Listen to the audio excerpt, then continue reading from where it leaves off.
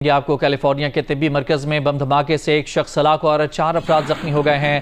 یہ بم دھماکہ palm springs شہر میں واقع امریکن ریپروڈکٹیو سینٹرز کے فرٹیلیٹی کلینک میں ہوا۔ علاقے کے میئر نے تصدیق کی ہے کہ بم دھماکہ عمارت میں پارک کی گئی گاڑیاں اس کے قریب کیا گیا۔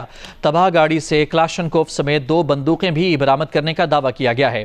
عینی شاہدین کے مطابق دھماکے کے بعد انسانی جسم اور گاڑی کے ٹکڑے جگہ جگہ پھیل گئے۔ مقامی وقت 11 بجے کے قریب پیش آئے اس واقعے میں کئی قریبی عمارتوں کو بھی نقصان پہنچا۔ پام سپرنگز کیلیفورنیا کے مشہور شہر لاس اینجلس سے 100 کلومیٹر مشرق میں واقع ہے۔